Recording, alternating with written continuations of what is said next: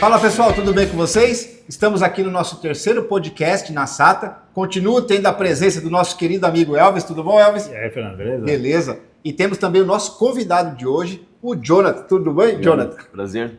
Prazer. Fala do seu canal aqui pra gente, até se apresenta. O canal Eletricidade Online, para quem não conhece, é um canal voltado totalmente para instalações elétricas, né? Totalmente para a área da eletricidade, né? Tanto a área industrial, elétrica. E é um prazer estar aqui, sendo convidado pela SATA, que essa parceria aí com o canal tem sido de grande valia, né? Tenha sido algo realmente que é uma referência para os profissionais da área. A gente tem muito para conversar aqui. Muito para conversar. E eu conheço alguns vídeos, a gente que é produtor de conteúdo, eu acho que a gente é quem menos consome, né? A gente não tem tempo para assistir conteúdo. E eu conheço alguns e eu acho que é muito importante esse tipo de material, porque ele traz um conhecimento não só para quem é da área, mas até para um leigo de casa, para ele não ficar perdido, né? E não se colocar em risco e aprender a fazer algo básico, checar até se o dimensionamento dele está correto. Sempre tem bastante curioso, sempre tem muita gente que fica naquela pergunta. E muitos, inclusive, que querem iniciar, talvez estão na dúvida se inicia ou não nessa área, né? O que acham, se baixa difícil. Às vezes eles assistem algum conteúdo ali e de repente podem até se sentir motivados a iniciar e começar a estudar nessa área. Não também. tenho dúvida. É bem interessante. E a elétrica ela é um universo incrível, né? Porque quando a gente é leigo ainda, não sabe nada, a gente acha que a elétrica é só aqueles fios de casa, né? Então é fácil, cara. E como dá polêmica, né? Que na verdade a gente começa a ver essa parte da elétrica desde lá da escola. Né? A gente não tem noção da ligação que tá tudo aquilo que a gente estudou na escola com o que tá aqui na tomada, né? Tem muita gente que não faz essa ligação do que viu lá atrás, quando começou a estudar ligações químicas, elétricas, etc., com o que tá aqui na tomada funcionando. Mas é um mundo assim muito grande. Muito grande. E é incrível, né? Porque você vê que parece que não é nenhuma ciência exata, né? Porque é tanta polêmica, né? E tem tantas formas de fazer a mesma coisa, o mesmo trabalho, as formas corretas, as formas erradas.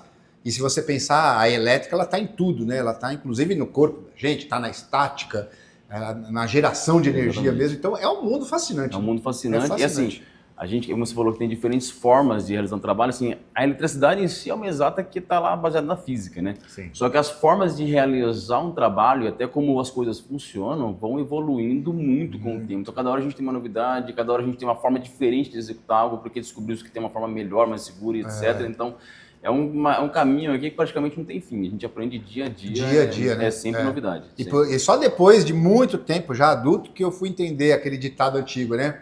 Precisa de um eletricista? Procure um bom eletricista. E quando a gente não entende, a gente fala, um bom eletricista. Qualquer eletricista, né? Não. Aí você vê faz uma diferença muito grande isso. E é até legal comentar aqui no podcast aqui que isso é algo que hoje está em falta no mercado. Realmente está em crise. Eu trabalho, não só o canal, né? Mas eu tenho também uma consultoria que eu faço com empresas. E a falta que tem profissionais hoje no mercado realmente tem sido muito, mas muito grande. Algo realmente até na elétrica, que a gente vê isso está generalizado hoje. Não, mas na elétrica é algo assustador mesmo. E você acredita que a tendência é por quê? Realmente, eu acredito que tem muitos jovens hoje que não estão buscando aquele caminho que nem eu fiz, por exemplo. Eu comecei a estudar em 2002 no Senai. Eu fui realmente, comecei na área da informática e eu conheci a área da elétrica. Falei, opa, gostei dessa área que realmente me fascinou, a elétrica e eletrônica. Comecei a estudar e fui e acabei que seguindo o caminho. Só que você vê que cada vez mais a juventude está muito mais voltada para a área de internet, computadores, coisas que são talvez menos agressivas, né? menos pesado de você trabalhar, mais confortável. E mais modernas, exatamente. né? Né? Então, hoje você tem muita opção, né? Eu falo por mim, né? Que quando eu fiz um curso técnico, você não tinha muita opção. Né? Mecânica, elétrica, química. Hoje até mecânica, elétrica, química, você abre uma ramificação maior, né? Exatamente. E tem essa questão da internet, né? Isso daí hoje tá tirando a muito internet, pessoal. Ela tá consumindo muita mão de obra, né? Tá tirando o pessoal dessa parte mais técnica de conhecimento, né? Mais profundo. E um exemplo também, porque tem muitas pessoas que acham que, né? As pessoas não querem trabalhar. Não é isso, é que às vezes, vamos supor, costureira. Eu sei que é um ramo também que falta muita mão de obra. E as novas gerações não querem seguir o caminho, se a mãe era, se a avó, se a tia, elas não querem. E mesmo quando elas querem, ela é mais lucrativo ela fazer em casa as encomendas dela e vender no Mercado Livre do que ela trabalhar CLT. Sim, mas na fábrica tem também um fator que é, por exemplo, por um bom tempo a gente teve excesso de eletricistas mecânicos no mercado. Então começou a ter certos mercados, como por exemplo a área de TI, que foi um grande exemplo disso, que porque começou a ter falta e começou a gerar salários altíssimos. Começou a chamar pessoas hoje, que não meu filho mais velho hoje está estudando para poder fazer TI. Por quê? Porque é um salário que vai pagar-se muito bem. Só que vai chegar uma hora também que a tendência é que logo também sature. E aí, por exemplo, o eletricista vai faltar. Então tem empresas hoje pagando o salário de eletricista hoje que praticamente é igual ao salário de um gerente da empresa, porque está faltando profissional. Então, ou seja, ou paga muito bem ou o cara não vem. E aí vai começar pessoas a enxergar de que, opa, tá pagando bem, então eu vou começar a estudar isso. Então, é um mercado que eu creio que sempre vai ter essa flutuação, né? Vai essa volatilidade de uma hora melhor, uma hora pior. Então... E você me lembrou de uma coisa, eu estava em viagem a trabalho há um tempo atrás, no final do ano passado, em Ibitinga, aqui para o interior, né? E muito quente, região muito quente. E estava lá, tinha uma empresária, estava na sala dela, um calor tremendo, e a gente começou a conversar, e ela falou sobre o ar-condicionado. A região ali, Ibitinga, é muito quente e tal, e tem poucas empresas que prestam serviço, e poucos profissionais de mão de obra. E ela me contando de uma empresa que vingou lá, que parece que acho que é a que mais tomou fama na cidade, e falando para o proprietário, que ele é técnico, ele entende, para ele conseguir formar 2 técnicos bons e contar com ele, o salário de cada um é 10 mil. Então, ele é um ajudante do técnico que instala ar-condicionado. São bons, são capacitados, praticamente eles já têm o conhecimento de um técnico, só que só quando ele conseguiu jogar o salário lá em cima, que ele conseguiu reter. Agora você imagina que os amigos dele, que ganham 10 mil agora, vão ficar de olho e vão querer seguir o mesmo caminho. Até uma hora que já vai ter profissional suficiente e os patrões, podemos dizer assim, que eles vão começar a poder pagar menos e aí fica essa flutuação de mercado como sempre, não tem jeito. Oferta e demanda, né? Não tem jeito, né? Mas é interessante a gente pensar nisso. Você falou da elétrica, de faltar mão de obra, a gente está vendo pedreiro, pintor, encanador, né, eletricista.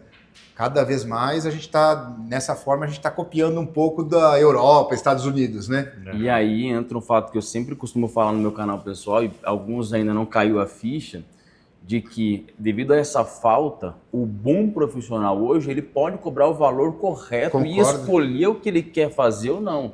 Ou seja, um bom profissional hoje tem a opção de falar o seguinte, esse serviço eu não quero fazer. Porque eu recebo muita reclamação do pessoal faz o seguinte, às vezes eu mostro no canal, conforme a norma diz que tem que ter aterramento, tem que ser feito assim. Mas o cliente não quer gastar, não quer fazer. Demite o cliente. Exatamente, o bom profissional hoje ele tem essa opção de falar o seguinte, você não quer fazer, então eu não faço, estou indo para o outro, que o outro quer fazer certinho e vai seguir a norma, me dá até um respaldo melhor. Então, um bom profissional no mercado hoje está ganhando essa opção de poder escolher o cliente, porque está em falta. Exato. E os bons clientes não querem maus eletricistas. Não querem. Eles querem um cara que realmente dê uma segurança para ele e realmente demonstra confiança de que ele realmente está fazendo o serviço correto. E isso eu sei que gera polêmica, né, quando você fala isso, porque vai ter profissional da área que, não é bem assim, porque não tem cliente. Eu sempre fiz, nunca aconteceu nada.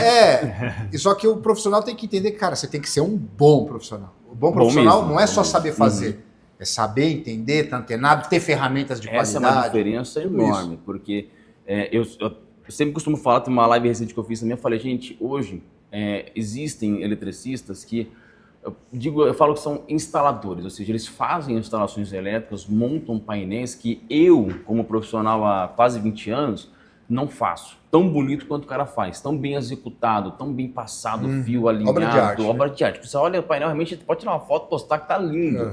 Só que quando você pega o projeto, que às vezes ele nem fez porque ele não sabe fazer, ou você vai olhar o dimensionamento dos cabos, os cálculos do disjuntor, tá tudo errado.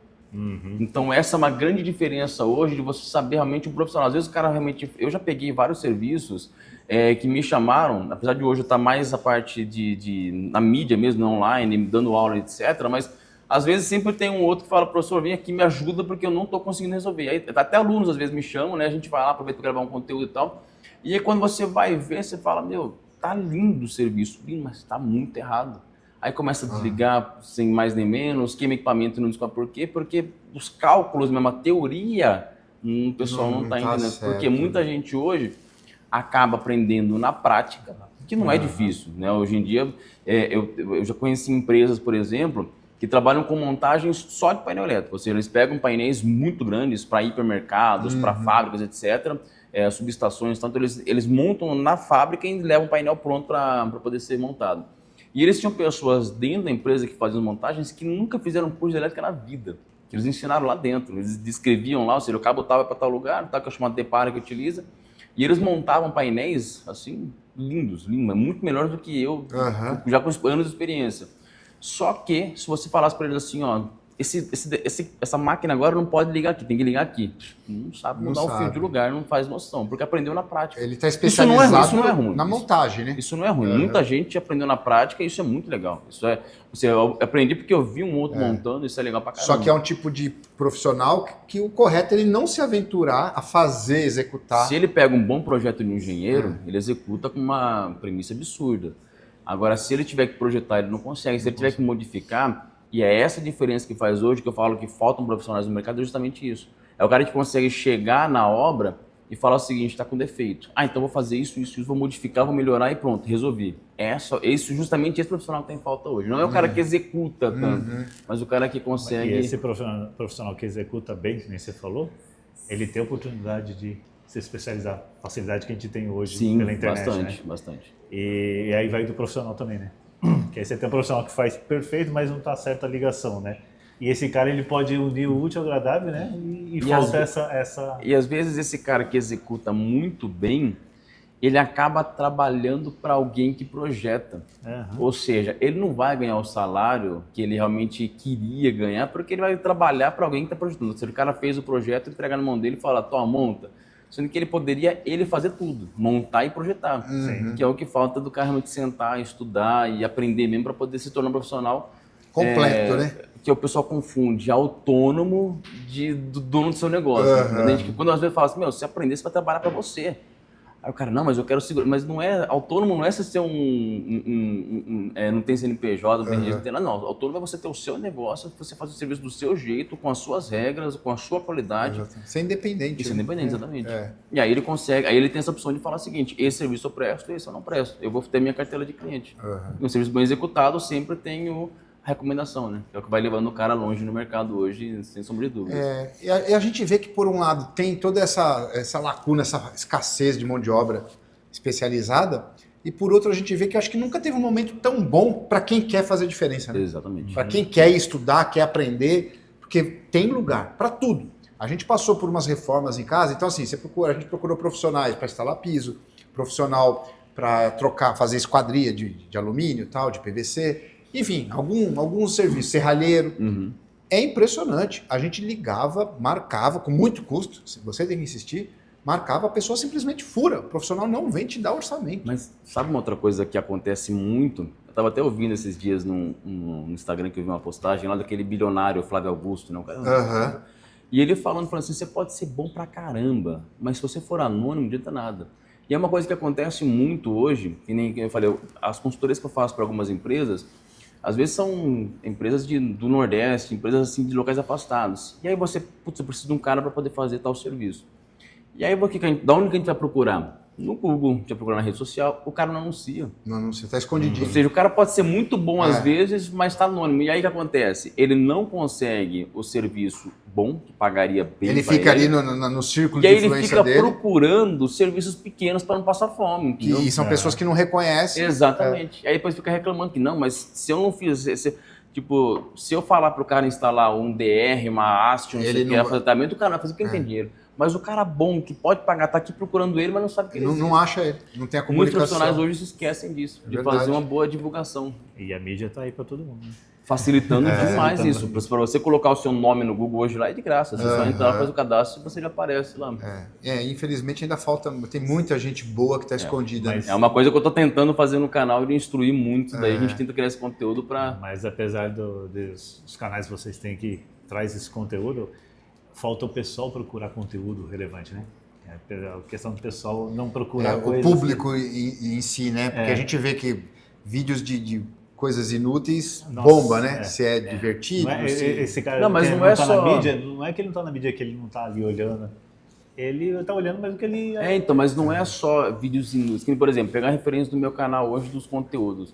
Quando eu publico algo muito técnico, ensinando a calcular um cabo, dimensionar... Agora, se eu ensino, você fazer emenda é assim, pronto, bomba, todo mundo já vai assistir o cara que aprender a fazer emenda, entendeu? Só que na hora que você coloca o negócio, vou te ensinar como é que você calcula o cabo, qual que é o cabo correto, qual que é o disjuntor...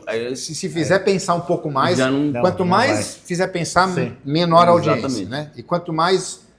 A gente está naquele momento eu brinco, né? O modo zumbi, né? Que você vai na frente da tela e fica, né? absorvendo o conteúdo. E é exatamente o que você falou. Porque na elétrica tem uma coisa que é até criminosa que o pessoal faz, que é seguir padrões. Na eletricidade, na instalação elétrica, não existem padrões. Isso é uma verdade, não existem padrões. Por mais que as pessoas falem assim, eu vou instalar um chuveiro, tem que ser disjuntor tal e cabo tal. Não, isso não existe. Isso não existe. Todo cabo, por exemplo, se pegar um cabo de cobre, existem cabos de cobre com isolação de PVC e cabos de cobre com isolação EPR, que é isolação dupla. Já muda completamente o quanto um suporta, o quanto outro suporta. Um cabo, se ele for isolado numa parede de alvenaria dentro do eletroduto, a capacidade dele de conduzir corrente já muda se ele estiver aéreo ou se ele estiver numa parede isolada termicamente ou se ele estiver no piso, já muda completamente. Já altera tudo. Então isso você tem que calcular e a norma mostra lá quais que são os fatores de correção que você tem que aplicar.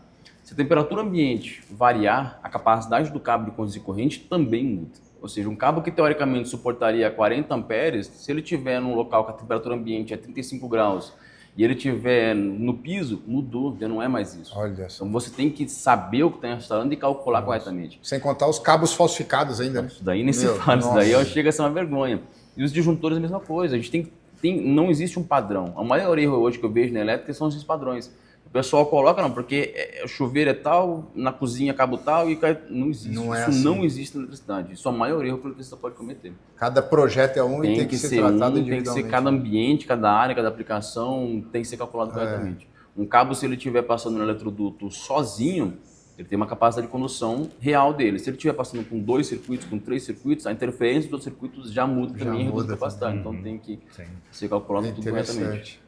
Ô, Jonathan, eu lembrei agora nos bastidores aqui, você estava falando, você viu o torquímetro da SATA, né? E na elétrica é necessário. É necessário, e quase ninguém sabe usar. Não sabe usar. E a pessoa nem compra porque realmente nem sabe usar isso daí. Uma grande aplicação disso, por exemplo, para quem trabalha muito mais na área industrial, né, ou que mexe com barramentos, até mesmo na área comercial, que mexe com quadros maiores, que tem barramentos grandes e tal, isso daqui é essencial, porque o parafuso não é só você apertar na sua força máxima. Qual que é a sua força máxima? A minha força é diferente da sua. Né? Diferente da sua. Então não tem como eu garantir que eu apertei o parafuso no aperto correto dele de que ele não vai soltar. Isso não existe. Então a gente tem realmente um torque correto que tem que aplicar no barramento.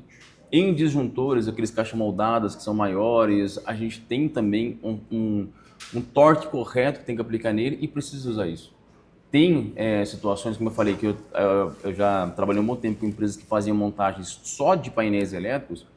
Algumas empresas, quando solicitam os painéis, eles exigem no final um relatório dos testes que são feitos de isolamento, aplicando tensão e coisa e tal, e do torque que foi aplicado em cada componente. Tem que comprovar lá, foi aplicado tal torque nos contatos e tal. Isso eles exigem isso. E aí ainda, periodicamente, cada uma vez por ano, você tem que refazer isso daí, porque a vibração natural já vai também soltando. A dilatação térmica, né? Você tem que refazer também novamente. Na verdade, todo equipamento tem um torque pré-definido para cada parafuso. É que o pessoal não segue, né? Não segue. Vai seguir naquela coisa que é muito crítica, que tem que ter o torque aqui, mas muita coisa o pessoal vai e aperta do jeito que ele acha que tem que apertar. Desde roda de carro, né? Ou o parafuso ou vai até quebrar, ou vai até solto, onde o braço der. Porque se você tem uma engenharia que preveu que, olha, aqui é de 100 a 110, tem um limite, né? A tolerância. 100 a 110 Nm. Você vai numa oficina lá, numa chave pneumática, coloca 300 Nm. Às vezes até mais, né? Você fala, cara, é óbvio que isso daí vai trazer consequências, né? Só que você não vê na hora, né? Parece que está tudo bem. Só que na elétrica, por exemplo, eu já vi vários casos que o incêndio no imóvel originou nessa conexão que tinha um torque, esse torque estava abaixo e aquilo gera um mau contato, vai aquecendo e começa um incêndio, né? Você pode perder vidas, perder um imóvel pela falta do torque. Isso é uma coisa interessante que você falou, de perder vidas. Uma coisa que pouca gente sabe. Quando a gente fala, por exemplo, de normas de segurança, a NBR 5410, que é a norma para instalações elétricas de baixa tensão. Muito eletricista fala que essa norma é chata, essa norma é para favorecer os fabricantes. O fabricante. Porque ela vai exigir coisas lá que é ridículo, que não precisa. Só que se você olhar no começo da norma, onde fala os objetivos da norma, lá é bem claro que a norma tem o objetivo de manter as instalações elétricas seguras, a fim de salvar, a fim da conservação, né, de vidas humanas, animais e conservação de bens. Ou seja, é visando não só a pessoa, animais e também o bem, né? O que você falou no caso do incêndio. Então, por isso que tem que seguir corretamente. Isso daí é uma aplicação que o pessoal ignora, acha que barramento, por exemplo, é uma grande explicação. A fabricante não diz fabricante de barramento que vai falar qual que é o torque correto, mas existe uma tabela para isso, por quê? Porque o barramento, por exemplo, cobre, você tem lá você tem o barramento de cobre com parafuso de inox, ou um parafuso galvanizado. Cada um tem uma hidratação térmica diferente. O de inox é muito mais duro do que o barramento de cobre. Alguém lá atrás já estudou e sabe qual é o torque correto que você tem que aplicar para que quando sofrer hidratação ele não soltar. Sim. Mas tem gente que simplesmente... E até a especificação do parafuso, que o parafuso também ele tem um torque máximo que ele aguenta. Exatamente. Para ele não quebrar, para ele não espanar. Para ele não... Que nem os parafusos de motor, tem parece que de cabeçote, muitos deles, não sei se todos, né? Ele é praticamente elástico, né? Porque tem a deformação plástica do parafuso. E ele já é calculado para isso. Com esse torque, ele vai dar uma esticada, né? Ele dá uma esticada e então, se você não chegar nesse torque, você não fez o efeito que era para fazer. E se você passar, você vai causar uma ruptura. Né? Então, não é à toa, né? Inclusive, torquímetro é uma coisa que a gente está prevendo no canal. A gente quer trazer mais conteúdo para mostrar, até porque hoje em dia você tem muito mais acesso, né, do que no passado. É mais difícil você ter acesso a torquímetros. E é uma coisa que é bom, virar um hábito, né? O cara ter um para ver a roda do carro dele, para ver um parafuso que ele precisa ter um torque ali hoje correto. Hoje a SATA tá até ampliando, né? Essa linha de torquímetro, né? Daqui seria o modelo de estalo, né? E tem o de vareta, aquele mais tradicional, mais simples, né? Mas tem o de estalo, que aí vai uma faixa de encaixe quadrado de 1/4 até... Que esse é um conforto para usar. 1 polegada. Esse e tem o digital, né? Sim. Que o digital tem uma precisão muito maior e agora a gente tem o digital com ângulo também, né? Que a gente pega... Eu até vi ele, cadê? Tá ali, né? Ali é um deles, né? Esse daí é o modelo digital. Muito legal. Mas esse modelo aqui já é muito simples de usar já. Esse é. Esse já é muito simples. Isso aqui o cara não vai ter dificuldade nenhuma para aprender a usar e utilizar ele. E ele é macio, né? Ele roda... É muito bacana. Esse daqui, se quiser colocar o torque aqui, né? Aqui ele está travado, né? Então aqui você tem a escala da haste e tem a escala que a gente chama de tambor aqui, né? Então aqui você puxou para trás, aí você consegue girar aqui e aí você vai colocar a escala que você quer, travou, pronto, está para uso. Fez o trabalho lá, ele tem um sistema de reversão, né? Porque ele faz torque à direita e à esquerda. Mas quando ele dá o torque, ele dá realmente um estalo, né? Que a gente fala de estalo, porque ele dá um estalo mesmo, né? E fica, vamos dizer assim, que meio bobo, né? Mas é assim, deu o torque, vai pelo parafuso, né? Porque se eu continuar, ele vai continuar apertando. Ele avisou, né? Você tá só, predeterminou para esse torque de... Aqui ele vai de 5 a 25 N. Eu coloquei 10 N. Você pediu 10 N, tá com 10 N. Só que se eu continuar apertando, ele vai continuar apertando. Né? E aqui um detalhe importante no torquímetro de estalo, que o pessoal não conhece, o que é? Eu usei ele e eu não vou usar constantemente, o que tem que fazer? Tem que tirar a pressão dele. Guardar ele zerado. Por quê? Porque aqui é uma mola. Tudo que tem pressão Então, eu coloquei o torque aqui, está pressionando essa mola. Aí eu guardei e vou usar daqui a um mês. Ele vai viciar essa mola. Vai viciar. E aí ele vai... Como se fosse manter a calibração dele. Aí vai perder essa calibração, essa precisão dele. Então, acabou de usar... usar... essa dica, hein? Essa dica acabou de usar, tira a pressão dele e guarda ele sem pressão. Essa eu não sabia. O digital não tem isso. O digital não. Digital não. Isso é muito bacana. Essa eu não sabia. Isso é que nem mudando para uma ferramenta que não tem nada a ver, né? Lavadoras de alta pressão, que eu faço muito lá no canal. É a mesma coisa. Existe muito mau uso que a pessoa não sabe que é um mau uso, né?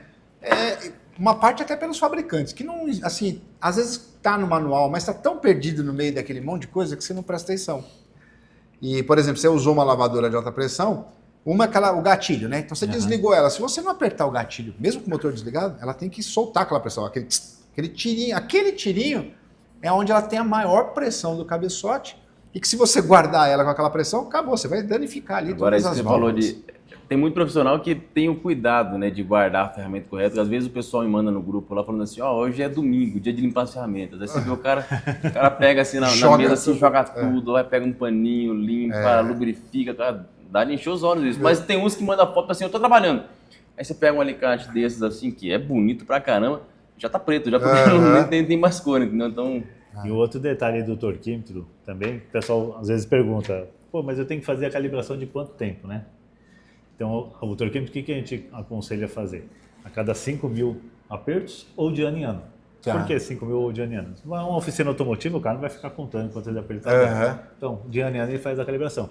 Mas se está numa indústria que você tem um processo de aperto e você sabe quantos apertos você dá por semana, por dia, eu vou ter que fazer a calibração cada 3 meses, eu tenho que fazer. Então, a gente faz esse... Ele já vem calibrado, com certificado tudo, mas fazer essa calibração. E como é que é esse processo de calibração? Aí, nós internamente a gente não tem. Tá. Aí a gente indica laboratórios. Tem laboratório, tem que laboratório envia. específico, né? Que faz esse processo de calibração. Entendi. Aí vai ter toda a norma para ser seguida lá para fazer o trabalho. Interessante. Aí vai ter uma máquina, tudo que você vai estar. É que isso é uma outra coisa importante, né? Porque às vezes você pensa que eu tenho um instrumento de precisão, só que quanto mais de precisão ele é, mais ele exige calibração, você fazer uma aferição, né? Sim. Saber se ele tá. Isso vale para tudo. É para tudo. Tem eletricista que não sabe, por exemplo, o cara tem um alicate amperímetro, o megômetro, que tem que também calibrar de tempos em tempos, principalmente se ele trabalha fazendo relatórios, né? O cara trabalha fazendo um laudo de relatórios, o cara tem que ter o equipamento calibrado, inclusive com um selo, para poder validar o laudo dele. Às vezes ele emite um laudo com equipamento que não está calibrado e, sei lá, por algum motivo judicial, alguém vai fazer alguma perícia naquilo ali, o laudo perdeu valor. Perdeu completamente o valor. Então, é importantíssimo. É importante, né? Esteja... É que nem paquímetro, por exemplo, né? Eu vejo o pessoal, tem gente que compra o paquímetro e você já viu que tem gente que usa ele para bater em alguma coisa, né? E é um instrumento de medição, de precisão. Ou pega assim, tá com o paquímetro, joga na mesa. Eu já né? vi muito pessoal tirar farpa, né? Com paquímetro quando tá assim. Mas como pinça aí. brincando, às vezes eu vou fazer treinamento, pego o alicate, gente, agora vamos falar de martelo. De tanto que batem, né? De tanto que batem, é interessante. E, Jonathan, me diz uma coisa também, em ferramentas, assim, o que você mais costuma usar? A gente sabe da parte VDE. VDE é uma realidade no dia a dia do eletricista ou realidade? Ou você vê que ainda não? As pessoas, o profissional ainda não está equipado com as ferramentas adequadas? Então, depende muito do profissional e a área que ele atua, né? Eu sou bem sincero com o pessoal do canal lá, que o VDE, olhando visualmente, tem uma mala, inclusive, que fica lá no estúdio agora aberta lá, e o pessoal sempre me pergunta, nossa, que mala é essa? É lindo, isso é uma ferramenta assim de encher os olhos de qualquer eletricista. Você coloca na mala, o cara se torna até mais profissional com a mala mais bonita assim, isso é fato. Tá? Valoriza até o passe. Exatamente. Mas, assim, na real, não é todo profissional que precisa do equipamento, que a gente sabe que é um valor um pouco mais agregado, é um equipamento com uma... a forma de fabricação, a forma de teste dele é muito mais preciso. Né?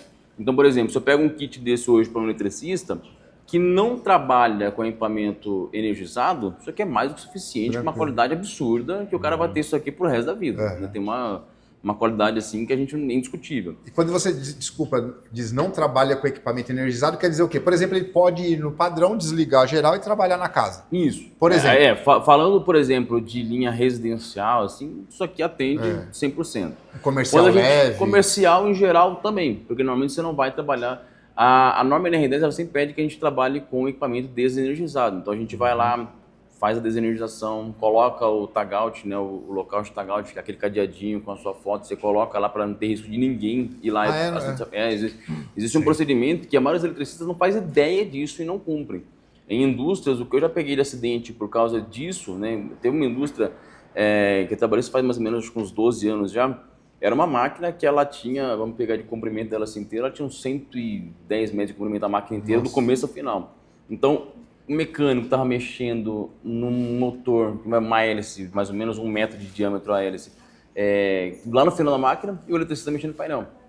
E aí o eletricista, para testar o que ele fez, ele ligou. E o mecânico estava tirando a hélice. Nossa. Foi assim algo... por um milagre, ele simplesmente tinha acabado de tirar a hélice e o motor ligou. O eletricista foi lá e tocou. Qual que é o procedimento correto que a norma exige que a gente faça? Antes de fazer qualquer serviço, você pega o cadeado, vai lá no disjuntor ou na chave geral que for, coloca o cadeado com a sua foto, o mecânico vai mexer, o ideal é que ele também coloque o dele, e aí fica lá e a chave é só você, a chave é sua. Ninguém vai conseguir desbloquear aquilo lá para poder mexer. E aí você está livre para poder mexer. Tem a sua garantia. Isso em qualquer serviço elétrico é obrigatório. E aí, só que não basta isso. Você desligou, você tem que ir lá com uma chave para detectar se tem tensão ou não. Verificar, fazer o teste real. Não tem tensão, então eu posso trabalhar. Ainda não. Você tem que ir lá e fazer o aterramento daquele barramento, para que se caso vier alguma tensão estática que for, algum capacitor descarregando, ele vá descarregado diretamente à terra. E aí sim você faz o trabalho. Então esse é um processo que você vai fazer com ele 100% desenergizado. Aí ok, eu consigo trabalhar com um equipamento desse. Agora, existem situações, que a norma mesmo fala, que não é possível desligar. Então existem situações em qual tudo já é projetado para fazer a manutenção com tudo ligado, tudo energizado. Você vai fazer um aperto no barramento com corrente passando lá com 2.000 amperes, 3.000 amperes, muito alto. Eu não sei se vocês têm noção do que são 2.000 amperes, é muita coisa, entendeu? Você chega a ouvir, por exemplo, você chega com o alicate em um perímetro próximo, ele começa a fazer um barulho, um chiado, de tanta interferência eletromagnética que tem. E aí, obrigatoriamente, além do uniforme de NR10 que a gente chama, as luvas com proteção, com a tensão correta de isolação, né? É uma luva isolante com a proteção de vaqueta, né? Para não rasgar o isolamento, aí eu tenho que utilizar uma chave que me garanta a isolação. Então, porque você sabe que você vai encostar ela. Você vai encostar enquanto está energizado. Então, por exemplo, as companhias de energia elétrica, uma Enel da vida, é isso. O profissional, o processo, não é exatamente isso que eles vão usar, mas o processo é o mesmo, é a mesma coisa. Eles vão trabalhar com uma tensão realmente ligada, mais alta. Não tem como desligar. Só que não é só eles, né? Às vezes tem gente lá dentro do painel, uma casinha lá, e o cara está fazendo um aperto enquanto o negócio está realmente com energia. Então, ir lá não dá para brincar. Não adianta querer, eu vou usar isso aqui porque eu tô com uma luva. Não tem essa porque... Passar fita isolante no soquete. Mas assim, não adianta, porque assim, a SAP, inclusive, ela tem um processo que quando eu recebi isso daqui, eu fiquei realmente muito feliz pela qualidade dos cuidados que a SATA teve, que é o seguinte, nada aqui eu tenho contato. Nada. Aqui, quando você vê que a chave encaixa aqui nesse ponto aqui, tá vendo? Ela tem uma isolação para garantir que mesmo na hora de eu encaixar aqui, na hora de eu trocar, você não tem como dar um contato. Por quê? Além do risco da onde eu tô apertando passar para mim essa tensão, existe o risco, por exemplo, se eu tô apertando aqui, do lado tem um outro barramento de uma outra fase. Eu posso fechar um curto-circuito aquilo ali. Então isso aqui me garante 100% de isolação. Isso daqui é um equipamento assim que quem trabalha com esse tipo de operação é obrigatório ter isso aqui Inclusive existem empresas que são empresas internacionais com filiais no Brasil, elas seguem padrões internacionais. E aí mesmo você não fazendo o processo com energização, eles exigem isso. Eles exigem. E aí você tem que mostrar a certificação, mostrar o fabricante. Vocês conhecem bem como é que é o processo de exigência. A empresa europeia, geralmente, você vai numa indústria europeia e eles usam a VDE, VDE, tem que ser VDE e acabou. Acabou, não então, tem jeito. Mesmo que a outra atenda, não, a gente tem que ser essa ferramenta aqui. É automático isso daí, né? Ou seja, você só vai entrar na empresa para esse serviço se tiver com isso. Não interessa se você vai fazer tal coisa ou não. Agora, o que você tem de diferença da VDE e a tradicional, que nem estava comentando? A tradicional, que a gente tem isolada, é a norma brasileira, né? Que é a NBR 9699. E a VDE é a norma europeia, que é a IEC 60900. As duas vai atender 1000 volts, que é o que a norma pede, né? Só que se a gente pegar a norma brasileira, você vai pegar alicate universal, eletricista, corte-tesoura, vai pegar chave de fenda e Phillips. Quando você pega a linha VDE, todas as ferramentas são isoladas. Todas. Então tem os alicates, tem uma chave fixa, tem a chave estrela, todas elas são isoladas. E ela tem 2 camadas de material. Então, quando eu começo a assumir essa parte amarela aqui, aparecer a cor vermelha, tá na hora de eu jogar ela daqui para a parte mecânica e pegar o outro para a parte elétrica. Você imagina que quando eles me falaram isso daí na feira, no ano passado, eu realmente não sabia disso, porque o amarelo é um sinalizador. O amarelo é um sinalizador de que a isolação ainda está valendo ainda. Você não precisa fazer nenhum teste de isolação dela, não precisa ficar passando ela por teste, mandar para o laboratório para ferir, nada. É o teste isso aqui. Começou a desgastar, apareceu o vermelhinho aqui, já sabe que está na hora de trocar. Interessante, hein? E aí os testes também, né? Quando não precisa jogar fora, né? Você pode usar para uma outra função. Quando você pega a norma brasileira, você vai fazer o teste na parte elétrica, que você mergulha num tanque lá com água, com uma corrente passando. Então vai colocar lá umas 6, 8 horas lá de teste, a ferramenta, e você fez 1000 alicates. Você pega 100 e vai por lote. Então faz aquele 100, o 100 aprovou, está aprovado, os outros 900. Uma amostragem, só que maior até, né? Na VDE, e aí você vai fazer um teste, o fator de segurança é 5.000 volts. Ela é para 1000 volts, o fator de segurança é 5.000 volts. Na VDE, 100% das ferramentas são testadas. Então essa que está na sua mão, para receber o selo, ela passou por lá para testar. Isso, 100%, fica 24 horas a 10.000 volts. Então assim, é o diferencial. Então a isolação dela é 1000, mas o teste é com 5? O da VDE é 10.000. Eu vou fazer esse teste. Eu tenho um megômetro lá de 5.000 volts, eu vou fazer esse teste. Aí, tá vendo? Posso fazer? Pode fazer. Vou fazer o teste com 5.000 volts. Quer dizer que ela é certificada com 10%, pelo menos 10% do que ela aguenta na real. Né? Impressionante. 5.000 volts eu já fiz vários testes com megômetro de 5.000 volts. Eu já fui numa empresa. E você ouve você vê o. Na época era com a marca Belsa, inclusive. O cara deu um curto com 12.000 volts. O alicate fez um buraco. Não, imagina. Ele estourou. só que a isolação Manteve. Aí ele me chamou, ele falou, não, eu queria ver mais para você fazer um treinamento aqui e tudo, e até para mostrar que o alicate manteve, lógico que o rapaz estava com luva, estava com todos os procedimentos, né? E aí eu trouxe até na empresa, né? Ele falou, não, a gente tem um fator de segurança que a norma pede, mas se a gente colocar para testar aqui, daí ele até colocou algumas ferramentas lá, falou assim, vamos testar aqui para... Então a gente traz essa segurança assim da ferramenta. Agora, é uma ferramenta mais cara que a tradicional? Pô, mas assim, tudo bem, tem essa diferença, mas é muito mais cara. Aí entra a questão da certificação VDE. Sim. Que é um instituto lá fora, como se fosse um instituto em metro aqui, né? Que faz essa certificação. Essa certificação ela vem em inglês ou alemão, porque a norma é europeia, né? Então não tem a certificação em português. Você pode até traduzir ela tudo, mas não. E essa certificação, você pega um alicate sem essa certificação, vai ser o custo do alicate de acordo com a norma brasileira. Com a certificação, ele vai dobrar, triplicar o valor. Então tem essa diferença do custo, mas é por causa também da questão da certificação. Mas assim, ela passa por um teste bem superior à norma brasileira. Tem o teste, quando eu pego o alicate, né, de você, até essa ferramenta aqui, você prender a ferramenta e aplicar uma força no cabo para ver até onde ele aguenta sem soltar. Aqui não tem coisa pior que isso, né? Nossa. Outro teste, você deixa a ferramenta... Você tá pegando o alicate, tá saindo do cabo. Outro teste, você deixar a ferramenta em repouso e soltar uma carga em cima dela para ver até onde aguenta sem fazer rachar, né? Porque aí vai passar corrente. Vai passar corrente. Ou outro teste também, deixar ela aqui, em vez de soltar a carga, você colocar uma carga e fazer pressão em cima, para ver onde aguenta. E tem o da flamabilidade. Você coloca ela numa chama, né, no fogo, ela não pode ultrapassar uma altura, essa chama. E aí quando eu tiro ela, automaticamente... Tem que se extinguir, né? Então tem vários testes que são feitos, né? É lógico que esses outros testes não é 100% porque você está danificando o cabo. Mas a parte elétrica é 100% a 10 mil volts, 24 horas. E aí você falou do preço, né? Que isso é caro. E aí, normalmente eu sempre vejo o pessoal reclamando, falando assim, mas por que as empresas têm que exigir isso? Eu te garanto que só reclama disso quem nunca passou ou presenciou algum acidente nessa área. O que eu ia falar, a gente estava falando de indústria, né, que usa. Eu fiz a homologação dessa linha no hospital em São Paulo. No hospital por quê? Porque eles trocaram a entrada de energia e deu um acidente. Aí o cara veio e falou assim, não, precisa de tudo VDE. Eu falei, você precisa mesmo? Tem necessidade? Não, precisa. Aí eu peguei e fiz a relação e tudo, passamos para fazer a cotação. Aí pro cara, pô, mas é ouro isso daqui? O que aconteceu? Eu falei, muito caro. Eu falei, então, é assim, expliquei. Eu falei, já tinha explicado, mas expliquei de novo, né? Aí eu falei, agora, se você não precisa ser tudo VDE, a gente tem os alicates, chave de fenda, Philips, a norma brasileira que atende 1000 volts e a gente faz E é aquilo que você comentou, né? Então, tem situações que precisa, tem situações que não necessariamente precisa, mas tem que ser isolado. Mas aí algumas indústrias que sabem o peso que é um acidente dentro da empresa, né? O trabalho que isso dá, o custo que isso dá, eles preferem não arriscar. Tipo, eu quero isso, eu estou exigindo isso, e se você não tiver, é por isso que eu falo, tem profissionais que chegam num nível que, principalmente quando o cara é autônomo, quer atender empresas grandes, ele tem que investir nisso daqui, porque a empresa vai exigir.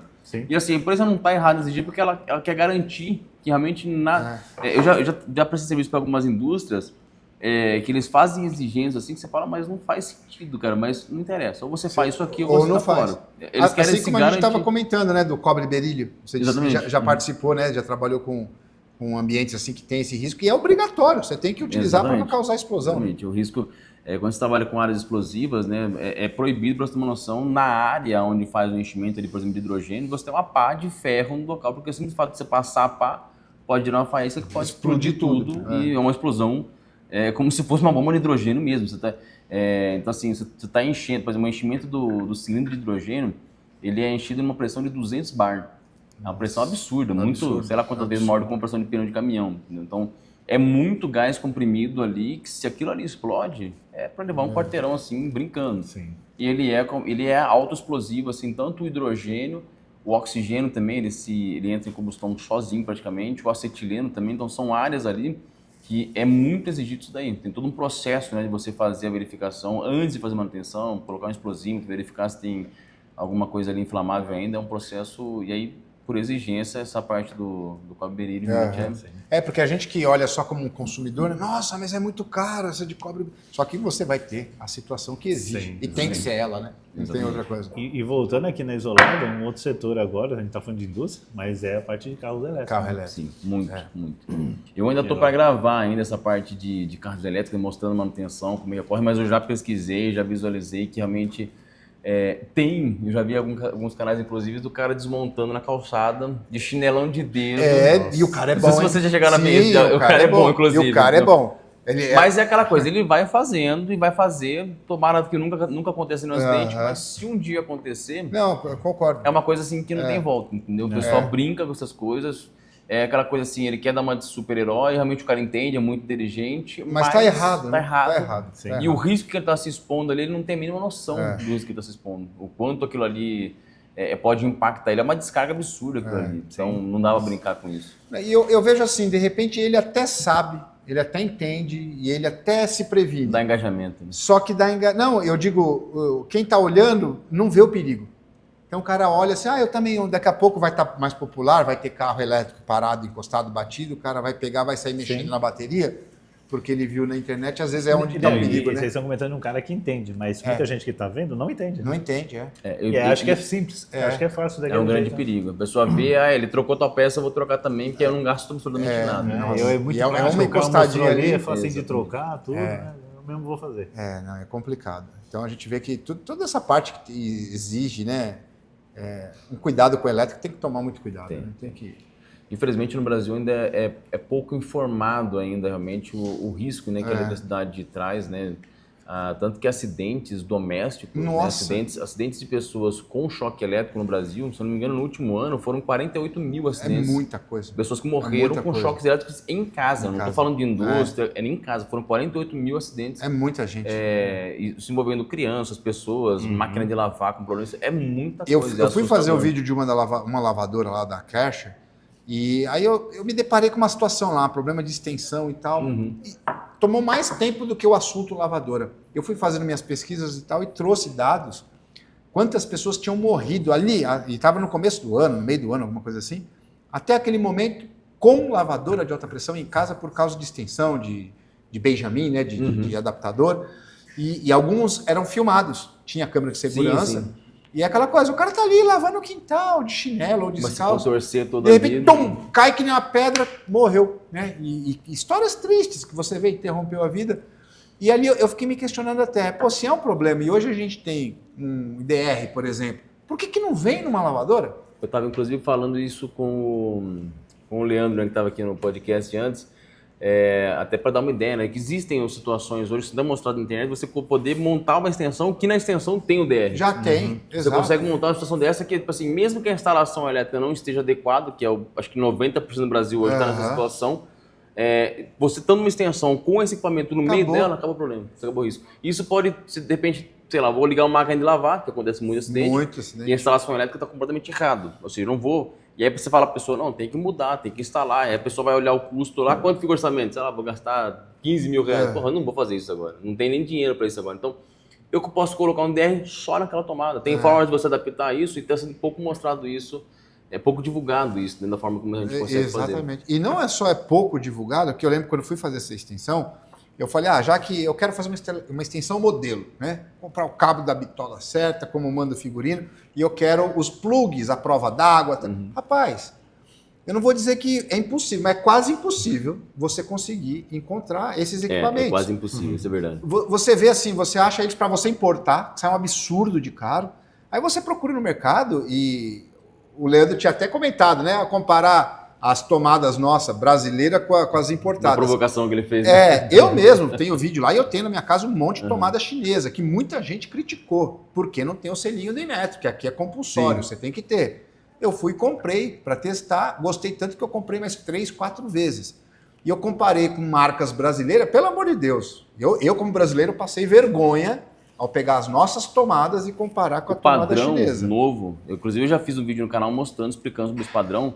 Para mim foi algo assim sensacional. Para mim está entre os melhores padrões. Que O padrão de agora, tomada, o padrão, o formato, o encaixe, tudo para mim está entre os melhores do mundo. O padrão que você diz, o 3-pino? Isso. Ah, sim, sim. Para mim esse padrão, a forma como ele encaixa, que fica para dentro, não tem risco de para mim está perfeito aquilo ali.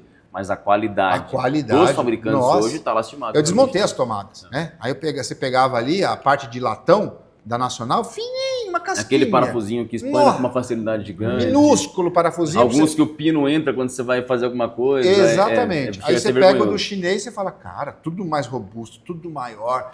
E até para apertar o parafuso, você quer pôr o cabo maior aquele, ele vai. Ele é um Vzinho que vai. Tem empresas dessas fundas de quintal, que o cara tem uma injetora e o cara faz injetado. Cara, fica 10 vezes melhor do que essas que a gente quer montar. Às vezes começa a pegar um rabicho, cortar ali, fazer a emenda. Aí eu fui fazer até o teste Fernando caseiro anti-chama, né? Porque anti-chama é anti-chama, né? E a chinesa não falava que era anti-chama. Peguei um maçariquinho lá, cara. As nossas brasileiras, tipo assim, aí muitas vezes a tomada em si, onde vai o fio, ela era anti-chama. Legal. Agora, o todo em volta, o espelho, tudo pega fogo, pega, derrete. E aí a gente entra naquilo que a gente estava conversando, de a gente não ficar preso a um patrocínio e poder falar mal. Poder falar. Fazer o teste real mesmo e mostrar de que o negócio não presta mesmo. Né? Até porque, assim, eu acho que quando a gente faz um trabalho honesto, correto, e você está tentando ser justo ali, mesmo que é uma crítica, as marcas, elas, pelo menos as boas marcas entendem, cara, ou eu vou lá mostrar para esse cara que ele fez uma crítica injusta, né? Então vamos ajudar ele a entender que não é do jeito Talvez que ele pensa. Talvez você testou errado, usou eu testei errado, faltou um conhecimento que eu não sabia. A marca séria faz isso. Ou ela admite que, cara, realmente ele apontou um problema que ou a gente não sabia ou a gente estava demorando para ir lá consertar. Então eu acho que é um papel importante hoje, né? Nós todos como influenciadores, eu levo isso muito a sério. Então quando eu tenho uma crítica, eu penso bem, eu revejo, porque eu falo, pô, quem sou eu, né? Eu não sou um profissional de nada, né? A não ser hoje da internet, da comunicação. Então a gente toma esse cuidado, só que a gente vê que, infelizmente, o mundo empresarial hoje acontece muitas falhas assim, né? Sim. Então existem coisas, eu já presenciei com algumas marcas que chegaram através de mim depois e falaram, olha, a gente quer agradecer, porque uma crítica que você mostrou fez a gente enxergar um problema que a gente não sabia. Fomos lá, verificamos, procedia, corrigimos, e hoje está melhor. Falei, então, isso para nós é motivador também, né? Sim. Eu acho que quando a gente aponta críticas, ninguém quer arrumar briga com ninguém, nem denegrir nada, né? E esse negócio de apontar, eu tô gostando justamente da parceria da SATA por causa disso. Porque já me falaram, Jonathan, como a gente está iniciando nessa parte de elétrica, né, que a gente não tem um leque tão grande, eu já comecei o público em geral já começou a comentar de ferramentas que são necessárias para o eletricista e eu já estou mandando já para, precisamos disso, e Opa, pode desenvolver, porque eu já mandei várias sugestões já de ferramentas que para a gente é o ideal, que a gente precisa, que vão facilitar e já estou enviando. Eu sei que a SATA está correndo atrás disso daí já para poder melhorar para a gente. Que porque bacana. é um mercado que realmente tem algumas marcas no mercado, só que acaba ficando muito monopolizado, né? Então, assim, você quer queira, quer não, às vezes você acaba se adaptando muito mais a uma marca, tanto por questão só de ergonomia, ou pelo formato que a ferramenta por custo, alguma coisa você vai acabar... E você tendo mais opções no mercado é legal. E tem algumas ferramentas que são muito específicas, mas muito especificamente você fala assim, caramba, faz foda. Às vezes você vê uma marca chinesa que você achou lá na AliExpress, só que aí você sabe que você vai comprar, vai durar um mês e acabou. E aí faz falta também uma empresa que nem a SATA, de repente, desenvolver aquela mesma ferramenta, com aquele mesmo desenho. É uma ferramenta que você viu que não tem no Brasil, né? Então, a gente, por exemplo... Não tem ninguém fabricando aqui, poxa, tem uma ferramenta lá que vai A gente que trabalha na indústria, a gente tem uma oficina inteira para a gente poder mexer lá. Quantas vezes a gente já não foi lá com solda, torno e fizemos a nossa própria ferramenta, porque é um negócio que não encaixa nada com nada, eu preciso fazer uma e que então, sempre aquela coisa que a gente vai repassando. E até é legal o pessoal pode mandar dica que a SATA está aberta realmente para poder desenvolver. E a gente fez um trabalho na parte de chavaria com catraca mesmo, que você tem articulada, tem speed, né? E eu cheguei numa empresa automotiva, quando eu mostrei algumas ferramentas, ele falou, cara, vem ver uma coisa. Ele colocou em cima de uma mesa assim, uma ferramenta que ele cortou ela e dobrou ela 15 graus, outra ele dobrou 25, outra... Falou, de acordo com a necessidade, a gente tem que inventar a ferramenta aqui. Tem que inventar, Ele falou aqui, não vai resolver tudo, mas as duas ferramentas já vai resolver uma porcentagem aqui que eu não preciso ficar fazendo essas... E da elétrica essas não é diferente. Que vai acontecer um acidente futuramente, vai acontecer alguma coisa, né? E da SATA já tem um kitzinho, então, com as chaves de fenda, Phillips e os alicates, por exemplo? Tem. Ou é avulso? Não, na linha VDE tem o avulso e agora tem os jogos de alicate, o jogo de alicate com Fender e Philips. Tem um jogo de ferramentas, que aí vem soquete, vem chave Torx, vem várias ferramentas. E tem um jogo mesmo só de soquete mesmo. Como se fosse um jogo daquele ali, mas todo isolado. Esse kit eu já recebi e eu vou te falar, dá dó de usar. Mas Sinceramente. vai fazer um quadro e colocar na Vai parede. colocar. Ele já tá. Problema, Ele lá no estúdio tá atrás de mim, aberto lá. Eu acho que E a tá Sata todo mundo tem que querendo começar... saber onde que compra isso daí, porque realmente é algo muito... Não, é incrível, É lindo, cara. é lindo. Não, você chegou a manusear, a gente falou, né? Que nos Esse outros ainda não. podcasts. Olha que chave de bater. É uma chave... E a gente tá Cara, falando o de que eu acho muito química. legal nas chaves é isso, cara. O que eu prezo muito, eu quando vou comprar uma chave, é isso aqui, ergonomia. a forma pega como a que você pegada tem, vai dar na mão. Tem umas chaves que machucam a mão. Às vezes a gente trabalha com montagem e você vai ficar o dia inteiro Nossa, apertando parafuso. eu sei, dói. Marcenaria e etc. Você fica o dia inteiro lá. Mas montar um guarda-roupa, você fica lá o dia inteiro, chega uma hora que sua mão tá calejada. Né? aguenta, E fora o torque que você consegue aplicar conforme o desenho que tem aqui, né? Então, cada uma para um trabalho Para específico. um trabalho, Essa é para bater mesmo. Essa é para bater Essa mesmo. Para dar aquela Assim, acordada em parafuso. É que a gente tá brincando nas outras conversas. O pessoal usa a chave de fenda como talhadeira, né? Mas essa foi feita para isso. Não é que ela foi feita para isso, mas assim, tem um parafuso que você tem que acordar ele, que às vezes ele tá Sim. travado ali, ou tá enferrujado, alguma coisa. E às vezes você tem que bater mesmo para soltar um pouco. Essa daí eu consigo Mas fazer nessa esse parafuso processo sem danificar o cabo, sem danificar Essa a chave. parafuso não, na elétrica, às vezes você vai pegar motores antigos, você vai abrir a tampa, a caixinha, não abre, Não você abre, tem que dar aquela tampinha Fazendo a pra- força e uma E pancadinha. você na chave na mão, já isso aqui é até a legal. haste dela, é sextavado, né? Dá uma Isso daqui- resistência maior. Ele já É vai... a própria haste. inteirinho É a própria sugado. inteiriça. Por isso que a gente fala que pode bater, porque você não tá batendo Não no vai cabo, ter risco de você não trincar tá- aqui a... Nossa, sensacional. Agora precisava ter uma chave dessa com uma ponta indestrutível, né? Aí seria a ferramenta dos sonhos. Todo mundo ia ter, hein? A pontinha de diamante. A talhadeira, a chave de fenda. Porque Mas são inovações muito legais no mercado. Porque, assim, a gente acaba sempre tendo, isso eu falo porque eu trabalhei em indústria há praticamente 16 anos. E, assim, a gente tinha lá os eletricistas com carrinho e tal, e todo mundo tinha uma chave que era para bater. E chegava uma hora que normalmente era aquela amarelinha mais velha e tal. isso. Só que ela chega uma hora que ela acaba quebrando, trincando, lascando, chega até a ser perigoso para o cara estar manipulando, Sim, né? sim. Não, mas isso você falou até de inventar, das invenções de ferramenta, é uma coisa que me surpreende ninguém ter lançado, porque tem coisa melhor que uma chave de fenda para você Pra bater. você bater. Você quer ali cavucar as coisas, né? Aí você tem talhadeira, mas a talhadeira é muito grande. Você quer uma talhadeirinha. Tem hora que você não tá com paciência para ir pegar outras Não, ferramentas, você é. quer resolver na hora já Tem e tá que com ter ela na uma mão. dessa talhadeira mesmo, que é irresistível, né? Quando você precisa. Não, isso daqui martelar. pelo menos uma o cara tem que ter. Isso daqui, ó, gente, podem comprar já, isso aqui pelo menos uma tem que ter. É muito bacana. Pelo menos uma na mala dessa daqui tem que ter. Isso Esse aqui kit é. Não, e é de encher os olhos, né? É mais um aí de encher os olhos. Respirada. Como é que tá o tempo? Então já tá. Tem alguma coisa, Jonathan, que você lembra que você queria comentar? O Elvis. Aquela chave de fenda e Philips do Bolt Viper que vai lançar, não tem nada a ver com essa Tem, mas não tem aqui, né? esses alicates é pra... É o de deslocado, eixo deslocado. Ah, não é aqueles de corte de cabo? Oi? Não é aqueles de corte de cabo, né? Ah, não é. É um diagonal, só que é um Não, diagonal. é porque essa tem três alicates que é pra corte de cabo específico mesmo, que é um cabo corte reto, um não sei o quê. Ah, não, é que esse aqui é um alicate. Tem os 3 modelos, que é o tradicional. A diferença dele é o centro de esforço dele. Porque geralmente essa parte aqui é no meio do. Mas o que isso faz diferença? Não? Isso daqui te dá uma alavanca maior, você faz menos esforço, você consegue cortar o material até com espessura e entendi. dureza maior. A diferença é gritante. É, Na hora que é você grande. fala, Nunca nossa, testei um grande. desses. de eixo deslocado. O fulcro, né? A gente, quando mostrou isso na uma outra Feicom, fez sucesso lá, o Fez. pessoal tinha os cabinhos lá para cortar tudo, né? E aí falo até porque- o Fernando comentou que o pessoal agora está brigando com ele porque cadê a ferramenta, né? Não, é porque todo mundo, o pessoal quer comprar e não tinha ainda agora. Eu falei tem. pra Lina isso. o berço. Eu coloquei o kit atrás de mim aberto assim, tá todo mundo mandando. Onde eu compro? Onde tem? Qual que é o preço? Não, tem Não, como mas eu vou dizer. fazer aqui a minha reclamação. A minha reclamação com o SATA é que, acho que, amor, a maioria, né? Pelo menos metade dos produtos que eu já mostrei, eu já arrumei problema, porque o pessoal compra e acaba. Aí não acha nas lojas. Tudo bem que deve ter nas lojas físicas, né? mas nas lojas online, que é a nosso quintal, né? Acaba e o pessoal fica bravo. Pô, você criou o desejo. Vocês recebem lançamento. Então são coisas que Que ainda não chegou. Mas você manda, a gente já lança já. Né? Porque...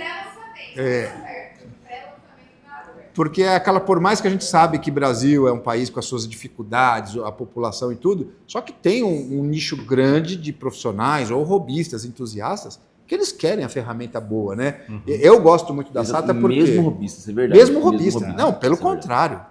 Eu, pelo canal, posso dizer que o robista, ele investe mais em ferramenta de qualidade do que muitos profissionais. Porque o robista, ele faz aquilo por paixão.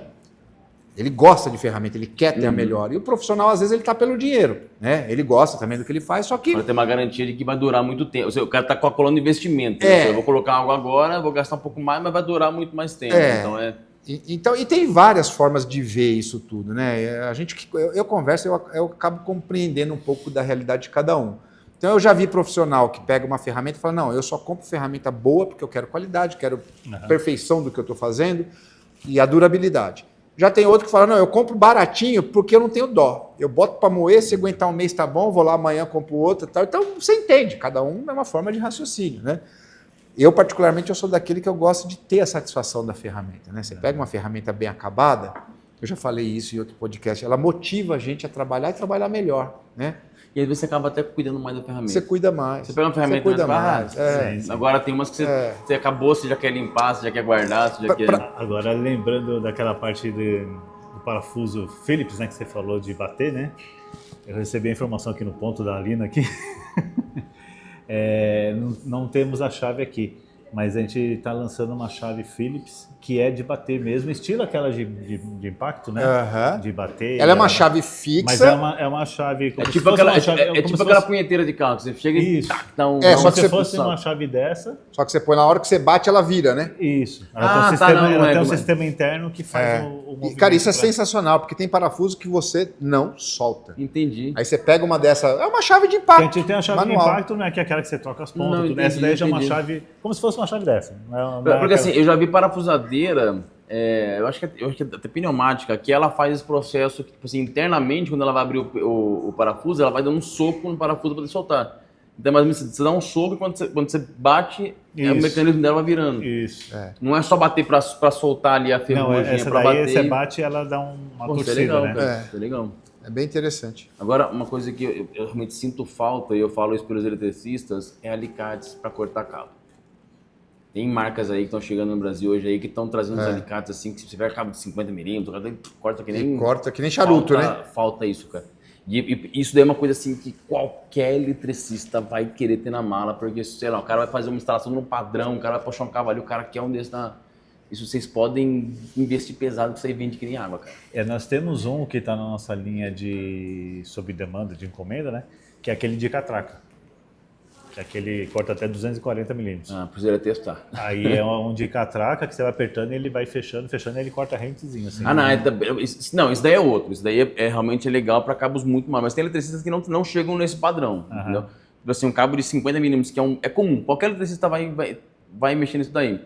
Um alicate para poder realmente cortar. Porque alguns alicates você vai cortar, ele começa a dar aquela desbeiçada assim no cabo, aí você vai colocar no terminal, já não entra, tá tudo feio. Então, nós temos o corte tesoura, você conhece ele? Não. O corte tesoura, não me foi apresentado ainda. Ele, não sei se ele tem aqui. Acho que não, né? Ele é um que é estilo universal, só que ele é o cabo verde. Não, aquele lá, que é um verde e um amarelo, não vai pegar os 50 então, mas não chega. Esse que você tá falando é aquele que ele faz tipo assim, né? Ele parece um bico de papagaio. Ele parece assim. aquele que você estava mostrando do calheiro aqui. É mais ou menos uma lâmina igual aquela ali na ponta, entendeu? Uma lâmina parecida com aquela lá. Mas esse é bico de papagaio. Um bico assim que ele vai tipo. Ele fecha e ele lava, então ele pode pôr desde o maior bitola até a menor. Cara, isso daí eu não conheço eletricista que não tem desse na mala. Cara. Isso daí é coisa assim essencial. Isso é bacana que tem mesmo. que ter, cara. Tem que ter. É bem bacana. Pode anotar já assim e falar. Esse tem que ter, cara. Isso é sagrado, assim. E esses de alta alavancagem também. Bem interessante, pessoal. Legal saber que agora já tem, pelo menos tem aqui no Bercinho. Esse eu não conhecia, cara. Realmente eu não conhecia. Dá uma diferença bem interessante. Mas muito bacana então, Jonathan. Eu acho que Deu pra gente conhecer um pouquinho mais. Há quanto tempo você tá no YouTube? Você tem o Eu canal? comecei no canal em 2000... Na verdade, sim, eu comecei no canal mesmo em 2014. Eu publiquei um vídeo, tipo, Largou lá? larguei, tipo, deu lá, sei lá, acho que 400 visualizações em 4 anos, mais ou menos assim. Aham. E aí ficou nisso mesmo. Aí uma vez em 2018, né, eu fui fazer um projeto, e aí eu olhei assim e falei, caramba, esse assunto aqui... Preciso resolver. Né? Não, é interessante esse assunto. Acho que eu comecei a olhar na internet e eu vi que, tipo assim, caramba, não tem essa. Sei lá, vou fazer um teste. Né? Coloquei um vídeo, aí depois eu coloquei um segundo vídeo. Nesse segundo vídeo, tipo, na época eu tava com, acho que coisa de 1.200 inscritos. E nesse vídeo foi algo assim que eu fui de 1.200 para 20 mil inscritos. Num único vídeo, assim. Eu falei, caraca, que legal, o pessoal gostou da forma como eu expliquei e tal. E aí eu comecei a colocar alguns vídeos, mas aí depois eu tive uma fatalidade na minha família, meu pai descobriu um câncer, aí minha mãe também passou por uma cirurgia, acabou perdendo os movimentos do corpo, minha família foi um tempo bem caótico assim, e eu acabei dando uma certa pausa. Aí quando começou a pandemia mesmo, eu olhei e falei, caramba, eu não tenho o que fazer, eu tô em casa. E aí eu realmente comecei a... Foi se dedicar. Fui me dedicar a gravar. A pandemia criou muita coisa boa também, né? Teve E aí eu efeitos... comecei a gravar conteúdo, começou a dar muitas visualizações, o pessoal começou a pedir, aí eu falei, caramba, eu vou colocar um curso. Achei a plataforma na internet que consegui colocar curso, coloquei. Primeiro mês, 1.000 alunos, e aí foi um pontapé para mim realmente começar e foi o que me sustentou durante a pandemia e foi o pontapé para mim realmente crescer. Que bacana. E divulgando. Hoje a gente bateu já a marca de 18 mil alunos já nos cursos. 18 mil alunos. Olha só, são 18 mil pessoas já que você está atingindo de alguma forma, né? E não é indireta, é direta mesmo. É direta. É direta. A maioria é profissional da área já ou não? É quem está querendo entrar? A maioria é profissional da área. A maioria já é profissional, quer se especializar. Tem um nível muito grande de alunos que já são técnicos, já são engenheiros e estão pegando... Porque hoje a gente sabe, né, que mesmo quem faz um curso técnico, que é aquele assunto tabelado, né, na escola, ou até mesmo engenharia, que é muito cálculo, mas não tem aprofundamento sobre a norma, que é diferente a gente estudar engenharia elétrica, que você vai aprender a calcular muita coisa, mas a aplicação prática, às vezes tem que pegar a norma e dar uma desmembrada ali, se aprofundar e coisa e tal, que é o que eu faço no curso, realmente para explicar para o pessoal com mais detalhes e pegar o que você aprendeu e colocar na prática. E para quem não aprende também, aprende do zero. Os conceitos básicos, tudo realmente, para poder conseguir aplicar. É uma situação que no Brasil hoje falta muita gente com vontade de estudar. Isso é uma verdade. Isso é uma verdade. Falando muito com vontade de estudar, mas quem quer estudar hoje está realmente ganhando mercado, pulando muito à frente dos outros. Cada vez mais. Eu estava até fazendo uma correlação, né, esses dias atrás. Antigamente, sem essa tecnologia da internet, celular principalmente, né? As pessoas, porque eu acho que o ser humano, por si só, ele não gosta de ficar parado, né? À toa. Né? Você tá à toa, você vai varrer uma calçada, você vai fazer alguma coisa, né? Você vai se mexer, criança ia soltar pipa, aquela coisa toda. E com essa bendita tecnologia das redes sociais rápidas, isso toma esse tempo. Então, até os velhinhos de interior de praça, que antigamente ia lá jogar um dominó, ia bater um papo, ia varrer, Hoje não, todo mundo vai ficando viciado, né? E isso tira essa vontade. Tira a vontade, mas é aquela coisa, né? Ao mesmo tempo que para alguns está sendo ruim, porque está tomando o tempo, para outros facilitou de forma absurda levar informação para quem quer. Para quem quer. Hoje não tem informação que você não encontra na internet. Exatamente. Hoje é muito mais prático. Né? Você pode pegar tudo, que nem, por exemplo, os meus cursos, você vai encontrar tudo lá mastigadinho já, para o cara sentar, assunto, o cara começa no assunto, vai terminar profissional já, porque o cara aprendeu do começo ao final. Então, é um curso com 120 horas, o cara senta e estuda. Se o cara tiver muita paciência, o cara pode pegar, revirar a internet inteira, alguma coisa ele vai achar e vai explicar o que ele precisa. Antigamente você dependia de biblioteca, né? Rapaz, eu já fui muito. Eu já fui muito. Então, eu já fui muito, né? já fui muito e já saí sem o que eu precisava, porque não tem um livro na biblioteca, você não acha o livro, você tem que ler o livro inteiro para achar um cálculo que você precisa. Lembra o tempo que perdia, né? Hoje você tem muito conteúdo do mundo inteiro na palma da mão, né? E às vezes até assuntos que você tem que não está no seu idioma, você consegue traduzir no botão só e pronto. Hoje só basta ter vontade. Ter vontade. Né? O resto acabou, desculpa, né? Mas legal, Jonathan, muito obrigado. O tempo nosso aqui também já está mais do que passado. Se deixar, a gente fala do que gosta, a gente vai embora, né? Pra gente é uma diversão. E achei o alicate aí que queria mostrar. Pega ali pra gente, por favor. Esse é o alicate do eletricista. Esse é aquele que é já para cortar cabos. Pra cortar cabos. Não vai chegar nos 50 milímetros, né? Você consegue cortar um PP de 4x2,5 até Não, é só pelo 3%. corte É, dele tesoura. aqui. Ele Esse daqui. já é bem mais violento para cortar. Ele, em relação ao universal, você vai cortar com 50% a mais de facilidade e ele vai cortar rente, né? Se você for cortar um cabo assim, com o universal ele vai mastigar, pegar um PT, Que é o maior né? sufoco que o eletricista tem hoje, que é quando você vai cortar um cabo, começa a ficar aqueles fiozinhos para fora, você vai pôr terminal, não encaixa, nossa, você tem que... aquilo... Aí às vezes o eletricista acaba tirando filamentos, que é um crime isso do cabo, você reduz o cabo, e isso daqui realmente é uma ferramenta que não Aí pode o faltar. detalhe que é, esse daí é só para a parte elétrica mesmo. Tanto que É no o alicate ele vem do lá. eletricista Ele aqui, vem né? marcado no alicate, não cortar Arame. Porque por mais fino que seja, ele vai fazer dente na área de corte, porque é uma tesoura. O formato dele é uma tesoura, né? Então é para cortar fio. Se eu pegar o cabo PP 3x6, por exemplo, ele vai cortar. Vai cortar. E se eu pegar só uma malha do Ele fiozinho, corta. ele vai cortar também. É que tem uma diferença da dureza, né? Do parafuso, metal, né? Pro cobre, que é... Não, e como é uma tesoura, é muito fino, né? Então você tem uma área muito fina para cortar um material muito duro, é onde ele acaba rompendo, ele vai mastigar, vai...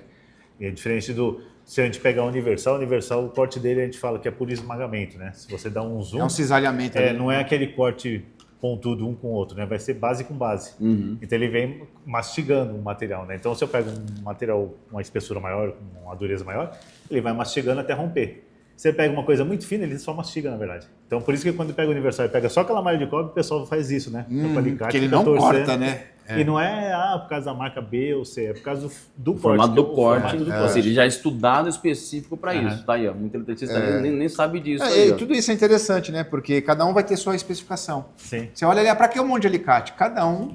Não, E uma coisa se a gente legal- pega o universal. O universal, a gente falou hoje, é uma ferramenta que vai atender a parte elétrica, mas vai atender melhor a parte mecânica. Se a gente pegar o eletricista, o cabo amarelo, ele vai atender melhor o corte na parte elétrica. Mas se eu precisar de cortar um arame de 1,5, ele vai cortar também. Esse daqui, só a parte elétrica. E uma coisa legal que vocês mostraram na feira é que a Sata, quando fez isso aqui, pensou até esse serrilhado aqui na ponta, né? Sim. Ele é específico para você pegar um cabo e E puxar. puxar o cabo. Não é só para você pegar o material. Ele já foi focado já nessa ideia de você pegar um cabo aqui puxar e de você frente puxar. ou às vezes de lado, que o cara não tem espaço, né? Deixa eu ver uma coisa que eu não Ele lembro. não é um desenho qualquer aí. E ele é que nem o eletricista, né? Ele tem a prensa terminal também. Tem o preço terminal. O que podia ter aqui para o próximo modelo de inovação é ter um corta-prego, corta-arame do lado, né? Já comentaram isso. Porque você põe aqui, pá, resolveu, né? Já tá. E é muito útil, viu? E você evita de estragar, né, a lâmina de corte, a parte de corte. Mas isso daí é uma coisa legal de falar pro pessoal, que a Sata, como eu acho que eu já falei aqui, mas a Sata tá bem aberta a sugestões, né? Sim, sim. E é um mercado que, assim, mesmo que já tenha um leque gigante de ferramentas, sempre vai ter alguma que, putz, se fizesse isso, era legal essa data aberta para essas sugestões de estar melhorando isso, né? Então, E toda sugestão que vem melhor leve é bem-vinda, né? A gente fala assim, a gente tem aquela chave catraca que tem o lado speed, né? Aquele lado fixo, um pininho que vira uma catraca, né? Aí quando você mostra aquilo ali para uma pessoa que não conhece, mas não é possível que ninguém tinha pensado nisso antes. Tipo assim, né? Faz tanto tempo que existe essa chave, ninguém tinha pensado nisso antes, né? É impressionante. Então, assim, são situações, né, que aparecem, o cara vai dar uma ideia, poxa, realmente, se fizer isso aqui na ferramenta, vai... Já torna ela Legal. incrível. E são detalhes que fazem diferença, né? Sempre assim. sim. Gente, mas está muito bom o papo. Jonathan, mais uma vez, Eu que obrigado, agradeço. viu? Agradeço Obrigado o mesmo. convite aí. Vai estar na Feicom também, A né? gente vai se encontrar na Feicom A gente lá. se encontra lá na Feicom. Quem quiser visitar lá, eu vou estar lá no dia 19. Passa lá pra gente trocar ideia. 19 não, é 8 a 11, né? De 8 a 11. 19 não. Olha que Miguel que ele deu na gente agora. Dia 9. Dia 9 eu vou estar na feira lá. Bacana. E quem quiser conhecer a novidade, é lá. É o Não, com stand, o certeza. stand tá bonito pra caramba. Tá bonito, tá com projeto. mais de 200 metros quadrados, né? Sim. É um stand E vai todo ter- Não ano. vai ter como não achar. Vai ter como achar, pega uma ilha inteira lá e o que vai ter de novidade lá, de teste lá, o pessoal para tirar dúvida. Gente, parece lá que vai Quiser dar testar, show de bola. pode testar Tem lá. ferramentas, né, que vai dar para testar. Sim, tem Concorrer. ferramenta pra testar. Se alguém quiser levar A um sorte. parafuso que não sai, pode levar para tentar tirar parafuso lá, né? É mesmo, Testar uma chave, né? Você que tem um parafuso aí que tá espanado, leva lá para testar o Opa. Bolt Biter. Com certeza. E a morsa, né? Legal. Bacana, pessoal. Muito obrigado. Então, não perca a Feicom de 8 a 11 de abril. Eu vou estar lá, certeza, no dia 8. Vou tentar também voltar no dia 9, 10, mas certeza mesmo é dia 8. A gente se encontra lá. Vá visitar, conhecer o stand da Sata, que está imperdível. É isso aí. Muito obrigado, pessoal. Um Agradeço. grande abraço e até o próximo encontro.